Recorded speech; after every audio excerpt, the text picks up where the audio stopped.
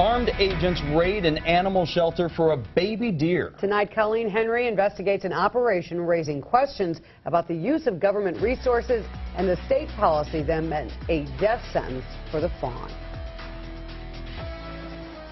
It was like a SWAT team. 2 weeks ago, Ray Schulze was working in the barn at the Society of St. Francis on the Kenosha, Illinois border when a swarm of squad cars arrived, bearing a search warrant. 9 DNR agents and 4 deputy sheriffs, and they were all armed to the teeth. The focus of their search, a baby fawn, brought here by an Illinois family worried she'd been abandoned by her mother. When it made a little noise, it sounded like it was laughing. Schulze deals mostly with dogs and cats.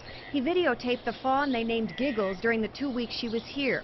The DNR began investigating after 2 anonymous calls reporting a baby deer at the no-kill shelter.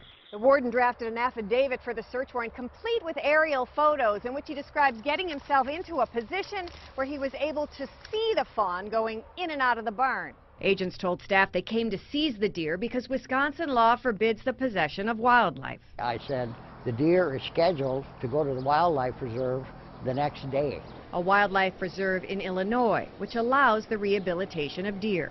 Schulze says agents corralled workers near the picnic area, then set out in search of the fawn.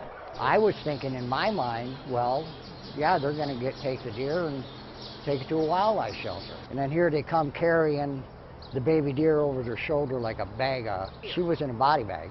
I said, why did you do that? He said, well, it's our policy. And I said, well, that's one hell of a policy. The Department of Natural Resources spoke to 12 News about the fawn by phone. Supervisor Jennifer Niemeyer says the law requires DNR agents to euthanize animals like Giggles because of the potential for disease and danger to humans. These are always very difficult situations for both parties involved, and we are empathetic to the fact of what happened because we know in their heart of hearts they tried to do the right thing.